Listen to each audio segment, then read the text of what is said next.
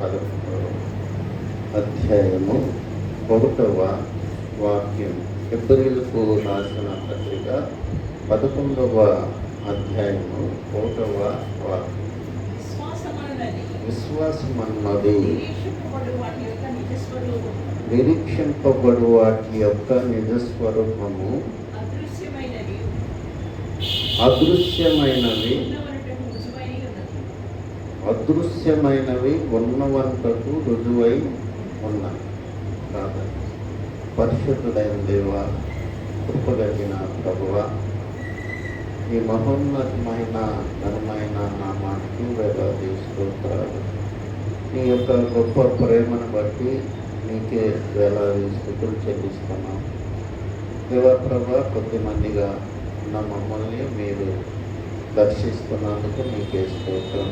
వాక్యం వివరించిన ఉన్న నాకు ప్రభా నీ కృప దయచేయండి. ప్రభా నీ జ్ఞానం దయచేయండి. నా నాలుకని ముట్టి ప్రభా మీరే మీ మాటలో కల్పించండి. ప్రభా దేవా, మీకే మహిమ ఘనతలు చెల్లించు. వచ్చిన ప్రతి వారితో నీ వాక్యం ద్వారా మాట్లాడమని యేసుక్రీస్తు నామంలో ప్రార్థిస్తున్నాను తండ్రి.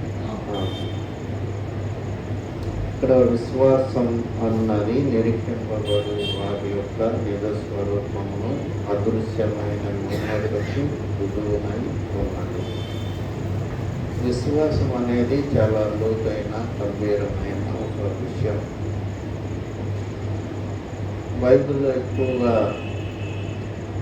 విశ్వాసం అనేది చాలాసార్లు ప్రస్తావించబడింది. నన్ను ఎందరైతే అంగీకరించారో అనగా నా నామందు విశ్వాసం ఉంచు ప్రతి వారిని దేవుని పిల్లలకు ఆయన అధికారము అనుగ్రహించారు. తర్వాత మనం చూసుకున్నట్లయితే ఇంకా మరి యోహాను 11:25 కూడా ఏముంటుంది, అక్కడ లాజరు చనిపోయినప్పుడు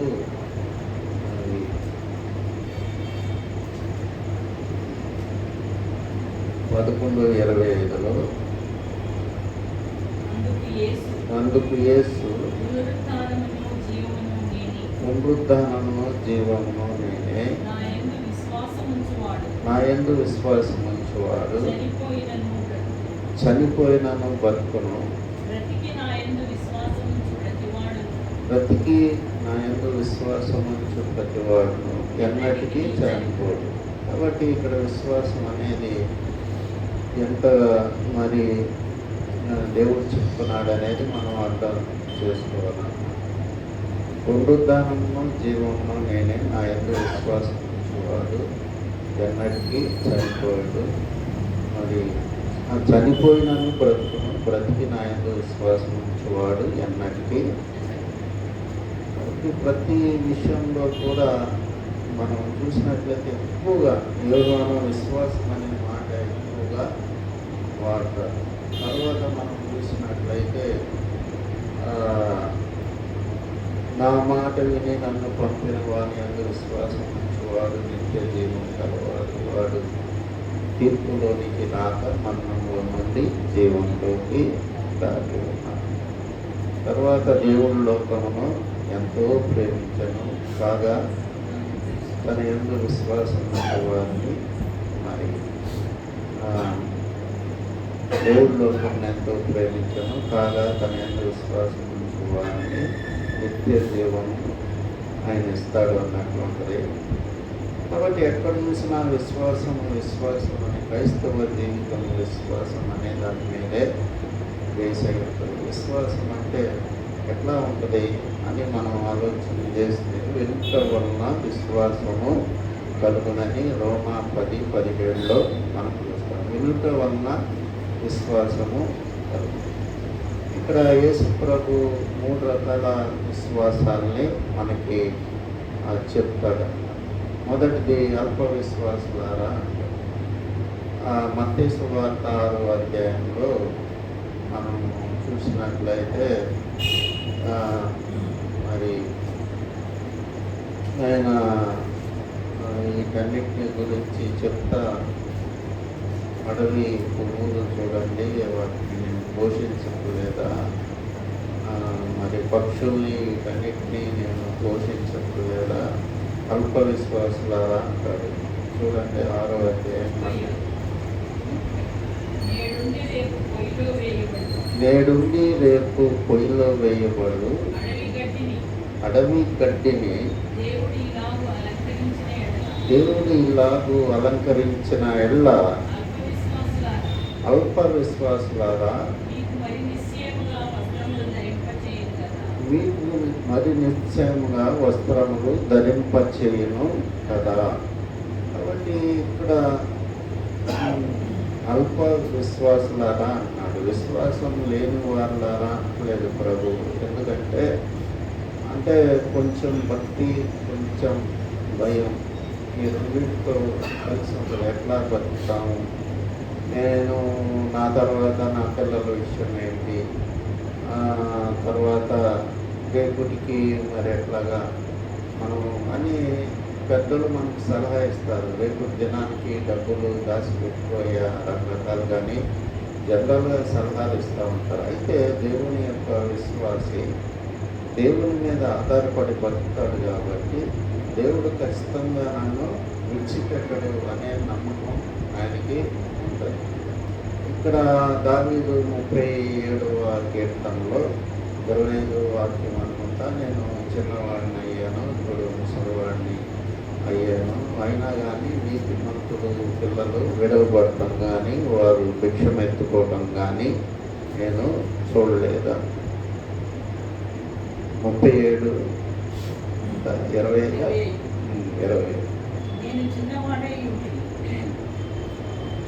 కాబట్టి చిన్నవాడినై ఉంటిని,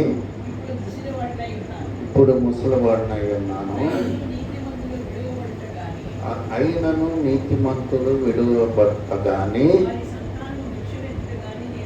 వారి సంతానము భిక్షమెత్తుట కానీ చూచి ఉండలేదు. ఈ మాటను మనం నమ్మాలి. ఇది దేవుని వాక్యం. దావీదు ఎంతో అనుభవంతో చెప్పే మాట. కాబట్టి మనకి కొందరు వచ్చిందనుకో నేను ఎట్లా బతకాలి అన్నప్పుడు ఇలాంటి వాక్యాలు మనకి ఆదరణ ఇస్తాయి, ధైర్యాన్ని మనకి ఇస్తాయి అన్నమాట. కాబట్టి రేపుటి దినం గురించి మీరు ఆలోచించవద్దు, దాని సంగతి అది చూసుకుంటుంది అంటారు వేసుకుంటారు. అయినా కానీ మనం మరి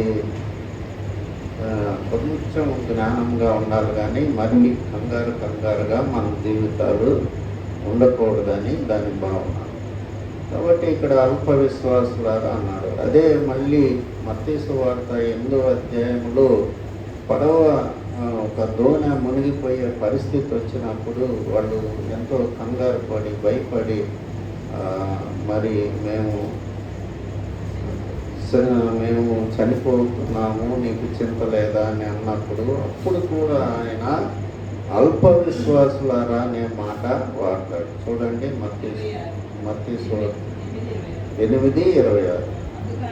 అందుకైనా అల్ప విశ్వాసులారా ఎందుకు భయపడుచున్నారని వారితో చెప్పి లేచి గాలిని సముద్రమును గర్జింపగా మిక్కిలి నిమ్మల. కాబట్టి ఆయన మనం క్రైస్తవ విశ్వాసంలో పెద్దానికి కంగారు పడకూడదు. అదే చెప్తాను నా వైపు కూడా. ఇందాక మా ఊడు ఎక్కడికో విజయవాడ ఎక్కడికో వెళ్ళాడు, కారు వేసుకుని వెళ్తున్నాడు అని. ఎందుకు కంగారు పడతారు, జరిగేది జరుగుతుంది. మనం దేవుడికి ప్రార్థన చేస్తున్నాం కదా అని చెప్తున్నాను. మరి ఒక్కడే కారు తీసుకొని వెళ్ళాడు, అక్కడికి ఎవడు చెప్పడు ఏ పని చేసినా. మనం ప్రధానికి భయపడితే మనం అవిశ్వాసులుగానే మిగిలిపోతాం. వివాహ విషయాల్లో కానీ పిల్లల విషయాల్లో ప్రార్థన చేయాలి, కానీ ఎంతవరకు దిగులు చీకు చెప్తూ ఉండాలో అంతవరకే ఉండాలి. అంతకు మించి అది అవిశ్వాసం అవుద్ది, అపవాదికి తావించిన వాళ్ళం అవుతాం. తర్వాత మనం చూస్తే ఈ విశ్వాసం అనేది సడన్గా పుట్టుకురాదు ఎవరికి కూడా. విశ్వాసం అనేది ఒక రక్తస్రావం గల స్త్రీని గూర్చి ప్రభువు చెప్తా ఆమె యేసుని గూర్చి విందని చెప్తాను. యేసుని గూర్చి వింది. ఏమంది? ఆయన చేసిన ఆశ్చర్యకార్యాలు, ఆయన ప్రేమ, మరి ఆయన కొక్కుల్ని స్వస్థపరిచే విధానం. బహుశా యేసు ప్రభువు స్వస్థపరిచేటప్పుడు ఉదాహరణకి అక్కడ ఒక 100 మంది వచ్చారనుకో, 100 మందిని స్వస్థపరిచిందాక ఆయన వెళ్ళి ఉన్నాడు. ఆయన గురించి ఆ విధంగా విని ఉంటుంది. ఆయన మరి ఎంతో ఓర్పు ఓపిక. మళ్ళీ మన ఈ రోజుల్లో పాస్టర్లు అయితే అయ్యగారికి టైం అయిపోయింది అని వెళ్ళిపోరు. ఆయన అట్లా కాదు. ఆయన అంతా మరి వాళ్ళతో మాట్లాడి వాళ్ళని ఓదార్చి స్వస్థపరిచి ఇట్లాగా వినుండబట్టి ఆమె వెళ్ళింది. కాబట్టి ఒక నమ్మకమైన వ్యక్తి నుండి మనం సమాచారం విన్నప్పుడు ఆటోమేటిక్గా మనకి విశ్వాసం అనేది డెవలప్ అవుతుంది. కాబట్టి ఇక్కడ 8వ అధ్యాయంలో మత్తయి సువార్త ఒక శతాధిపతి ఉన్నాడు. ఈ శతాధిపతి వచ్చి 5వ వాక్యంలో 8వ అధ్యాయము 5వ వాక్యంలో ఆయన కపెర్నహూములో ప్రవేశించినప్పుడు ఒక శతాధిపతి ఆయన యొద్దకు వచ్చి, ప్రభువా, నా దాసుడు పక్షవాయువుతో మిగుల బాధపడుచు ఇంట్లో పడి ఉన్నాడని చెప్పి ఆయనను వేడుకాడు. యేసు నేను వచ్చి వారిని స్వస్థపరచదనని అతనితో చెప్పగా శతాధిపతి, ప్రభువా, నీవు నా ఇంట్లోనికి వచ్చుటకు నేను పాత్రును, నీవు మాట మాత్రం సెలవేమో, అప్పుడు నా దాసుడు స్వస్థపరచ. ఆయన ఏమన్నాడు?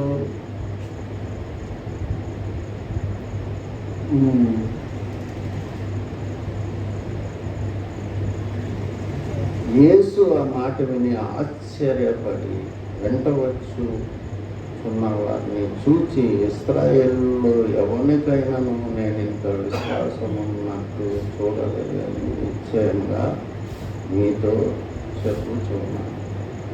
దీన్ని మనం ఆశ్చర్యకరమైన విశ్వాసం అని అనొచ్చు. ఇక్కడ శతాధిపతి అనే వ్యక్తి బహుశా అన్యుడై ఉంటాడు. అందుకని ఆయన ఇశ్రాయేలులో కూడా ఇంత విశ్వాసం నేను చూడలేదు అని ఆయన విశ్వాసానికి ఆశ్చర్యపడ్డాడని ఉండదన్నమాట.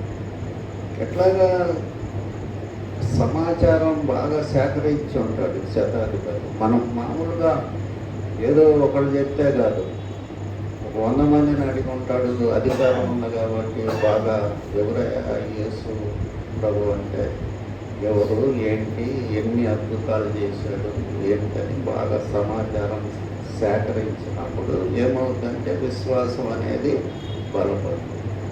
కాబట్టి ఎంతో నమ్మకమైన దాసుడై ఉంటాడు. ఉదయం నుంచి రాత్రి వరకు ఆయనకి పరిచర్య చేసే దాసుడై ఉంటాడు. మరి ఎంతో నమ్మకస్తుడై ఉంటాడు.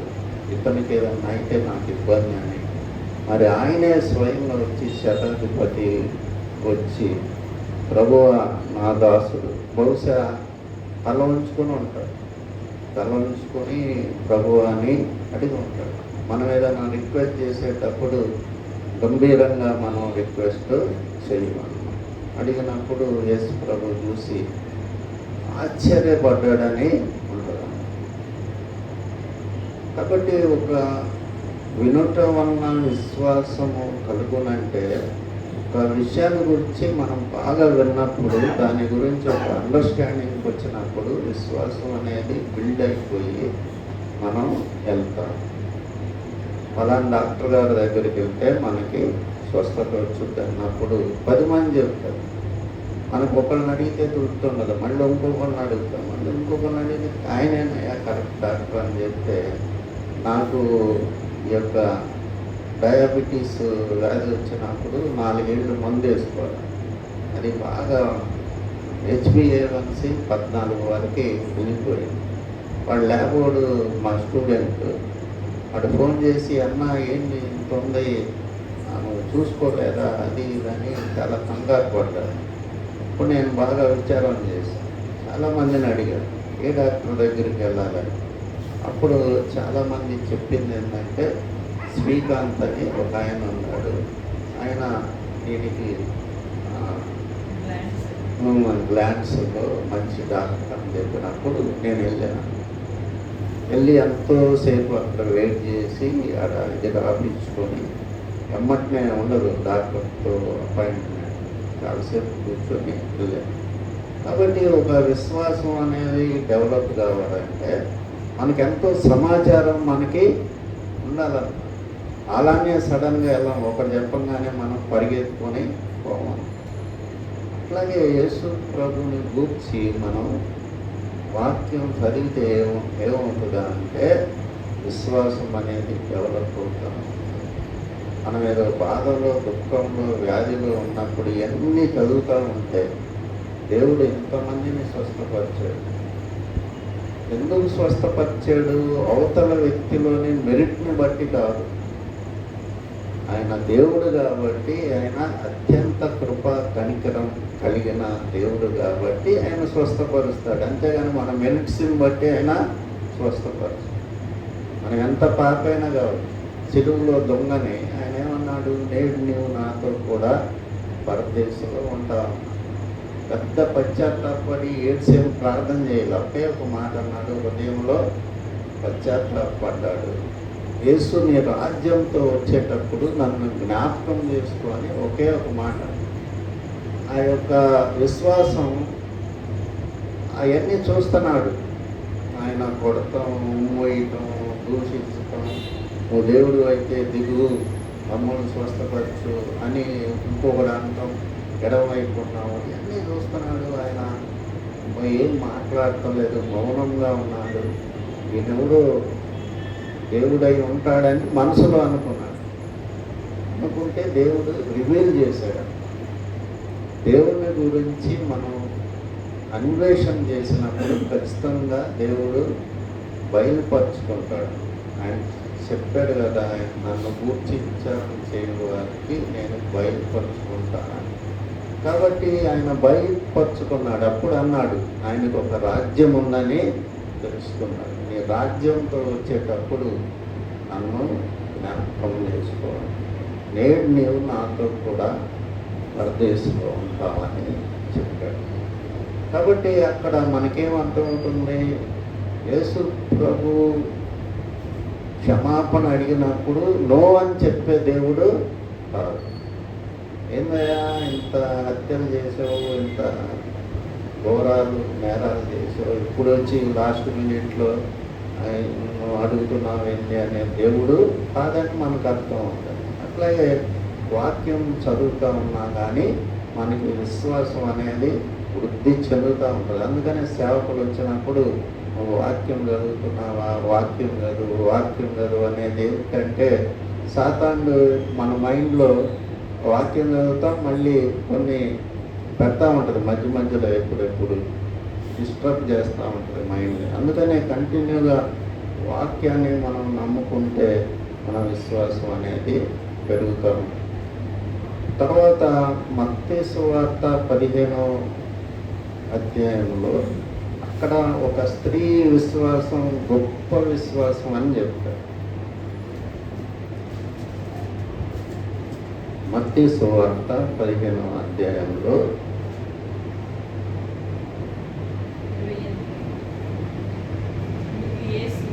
అందుకు యేసు 28వ వాక్యం, 15వ అధ్యాయము 28వ వాక్యం. అందుకు యేసు, అమ్మ నీ విశ్వాసం గొప్పది, నీవు కోరినట్టే నీకు అవునుగా కానీ ఆమెతో చెప్పాను. ఆ గడియలోనే ఆమె కుమార్తె స్వస్థత ఉంది.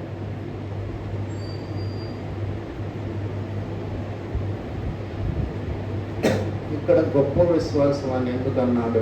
యేసు ప్రభు ఆమె విశ్వాసాన్ని పరీక్షిస్తున్నాడు. ఆమె వచ్చింది, దావీదు కుమారుడా నన్ను కరుణించు, నా కుమార్తె దయ్యం బట్టి బహు బాధపడుతున్నదని కేకలేసి.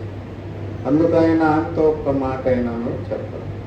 ఇప్పుడు ఆయన శిష్యులు వచ్చి మన వెంబడి వచ్చి కేకలు వేయించున్నది కనుక ఏమను పంపివేయమని ఆయన వేడుకొనగా, ఆయన ఇశ్రాయేలు ఇంటి వారై నశించిన గొర్రెల యొద్దకే కానీ మరి ఎవరి యొద్దకు నేను పంపబడలేదని అన్నాను. అయినను ఆమె వచ్చి ఆయనకు మొక్కి, ప్రభువా నాకు సహాయం చేయమని అడిగాడు. అందుకు ఆయన చాలా ఇక్కడ డిస్కషన్ జరిగింది. ఒకసారి ఒక అటెంప్ట్ కాదు, 2 అటెంప్ట్లు కాదు, 3, 4 అటెంప్ట్లు జరిగినప్పుడు ఆయన ఇక తట్టుకోలేకపోయాడు. అమ్మా నీ విశ్వాసము గొప్పది, నీ కోరినట్టే నీకు అవునుగా. కానీ అంటే ఇది పట్టు విడవకుండా ఈమె ఆయన్ని ప్రాధాయపడుతుంది. ఆయన ఖచ్చితంగా స్వస్థపరిచేవాడు. ఆమె మధ్యలో వెళ్ళిపోయినా కానీ ఆ అమ్మాయి వాళ్ళ అమ్మాయి స్వస్థపడేదే. కానీ ఇక దేవుడు చూస్తున్నాడు. అన్య దేవుడు పట్ల ఆయన ప్రత్యేక శ్రద్ధ కలిగి ఉంటాడు. ఎందుకంటే ఇశ్రాయేలు ఆయన నమ్మకం. ఇశ్రాయేలీలు తన సొంత వారు ఆయన యందు విశ్వాసం ఉంచలేదని యోహాను సువార్తలో తన స్వకీయులు ఆయన యందు విశ్వాసం ఉంచలేదని చెప్తారు. కాబట్టి ఆయన అన్యజనులు వచ్చినప్పుడు ఇప్పుడు జరిగేది అదే. ఇప్పుడు ఇశ్రాయేలీకి రక్షణ, మరి వాళ్ళు ఎక్కడికి వెళ్తారో మనకు తెలియదు. మనం తీర్పు తీర్చొద్దని యేసు ప్రభువు చెప్పాడు. తీర్పు తీర్చుట మీ పని కాదా. వాళ్ళు ఎక్కడికి వెళ్తారో మనకు తెలియదు. కానీ వాళ్ళు ఇప్పటికీ యేసు ప్రభువుని నమ్మరు, దూషిస్తారు. ఒక జోకర్లాగా వాళ్ళు మాట్లాడుతూ ఉంటారు. కాబట్టి ఎందుకని వాళ్ళకి విశ్వాసం లేదు. ఆనాడు వాళ్ళు ఏమంటాడు, మీలో విశ్వాసం లేని దుష్ట హృదయం మీలో ఉందేమోనని మీరు పరీక్షించుకోండి అని హెబ్రీయులకు రాసిన పత్రిక 3వ అధ్యాయంలో ఆయన చెప్తాడు. అందువల్లనే మీరు వాగ్దానం చేసిన ఆ ప్రదేశాన్ని మీరు చేరలేకపోయారు అని చెప్తారు. చివరికి కాలేబు తర్వాత యెహోషువ ఇద్దరు మాత్రమే చేరారని దేవుని వాక్యం మనకి చెప్తాము. విశ్వాసం లేకపోవటం అనేది దుష్ట హృదయంగా దేవుడు చెప్తున్నాడు. అందువల్ల మనం చూసినట్లయితే మార్కు సువార్త 5వ అధ్యాయంలో,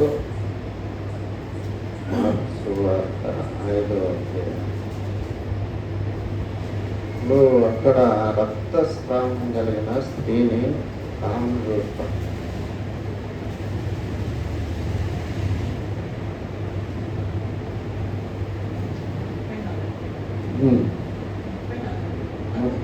ముప్పై 34. అందుకు ఆయన, కుమారి నీ విశ్వాసము నిన్ను స్వస్థపరచెను, సమాధానము గలదానివై. నీ విశ్వాసము నిన్ను స్వస్థపరచెను, సమాధానము దానివై. 27వ వాక్యంలో ఏమంటే, ఆమె యేసును గూర్చి విందది. ఆమెకి కుదరని వ్యాధి వచ్చిందన్నమాట. కుదరని వ్యాధి వచ్చినప్పుడు చాలా ఎంక్వైరీ చేస్తుంది. ఆ యేసు ప్రభు అని ఆయన ఉన్నాడు. వాళ్ళు దేవుడుగా వాళ్ళు అప్పుడు ఆయన ప్రకటించలేదు. వాళ్ళు యూదు యేసు ప్రభు అనే గొప్ప భక్తుడు ఉన్నాడు, దేవుని సేవకుడు ఉన్నాడు. మరి ఆయన స్వస్థపరుస్తున్నాడు జనాన్ని అని చెప్పినప్పుడు ఆమె ఎందు చాలామందిని ఎంక్వైరీ చేసింది. ఒక్కరిని అడిగితే ఎక్కడికి రాదు. వచ్చి నేను వస్త్రాన్ని చెంగుని ముట్టుకుంటే చాలు అనే నిశ్చయిత ఆమె వచ్చింది. చాలామంది దేవుడుగా ఆయన్ని ఉన్నప్పుడు జీవించున్నప్పుడు దేవుడుగా నమ్మలేదు. అందుకనే పేతురుతో ఏమంటున్నాడు, నువ్వేమనుకుంటున్నావు, అందరూ నన్ను గురించి ఏమనుకుంటున్నారు, నువ్వేమనుకుంటున్నావు అని అడుగుతాడు. అప్పుడు నువ్వు దేవుని కుమారుడు అయిన క్రీస్తువి అన్నప్పుడు ఈ విషయం నీకు దేవుడే బయలుపరిచాడని దౌడు. అందరు నమ్మటంలో ఎమ్మట తిరిగే వాళ్ళు కూడా ఆయన దేవుడని నమ్మటం. దేవుడని నమ్మితే పారిపోయేవాళ్ళు కాదు. ఆయన సిలువ వేసేటప్పుడు ఒక యోగం తప్పితే అందరూ పారిపోయారు. మరి తర్వాత ఎందుకని వాళ్ళు అంత గొప్పవాళ్ళు అయ్యారంటే పరిశుద్ధాత్మ శక్తిని వాళ్ళు పొందుకున్నప్పుడు వాళ్ళకి ధైర్యము, నిజమైన జ్ఞానము వచ్చింది. వాళ్ళ ఆత్మ నేత్రాలు తెరవబడినాయి. దేవుడే మన పక్షాన ఉంటే మనకేందని ఈ తీర్పులోకి వచ్చారు. తర్వాత మనం చూసినట్లయితే మార్కు సువార్త 6వ అధ్యాయంలో ఈ యొక్క వాక్యం చదువుకొని ముగించుకున్నాం. 5వ వాక్యం.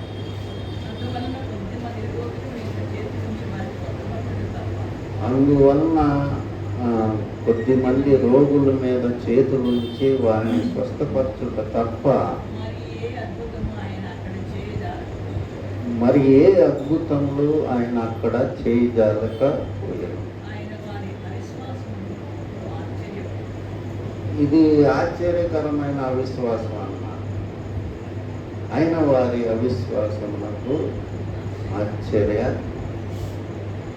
అక్కడ ఉన్న వాళ్ళందరికీ సరిగ్గా ఈయన గురించి తెలియక ఉన్నది, నన్ను ఉన్నది. కాబట్టి ఆయన ఏం చేయలేకపోయాడని ఉంటుంది.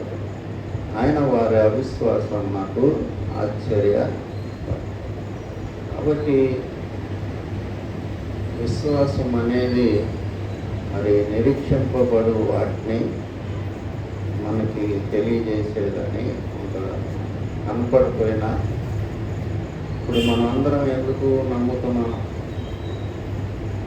తోమా గురించి ఆయన అంటాడు, చూసి నమ్మిన వాళ్ళ కంటే చూడక నమ్మిన వాళ్ళు ధన్యులని అంటారు. అన్ని ఆశ్చర్యకార్యాలు, అద్భుత కార్యాలు చూసి తోమా ఏమంటాడు, నేను చూస్తేనే కానీ నేను నమ్మను అంటాడు. అప్పుడు ప్రభు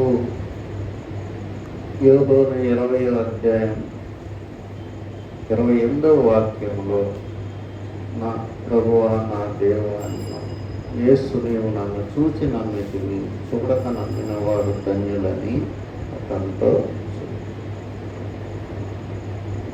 కాబట్టి ఆయన ఏమంటున్నాడు, నేను ఏలి పెట్టి చూస్తేనే కానీ నమ్మను అంటున్నాడు.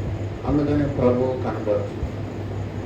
ప్రభువు ఒక ఖచ్చితమైన ఉద్దేశాలు తన శిష్యుల పట్ల కలిగి ఉన్నాడన్న.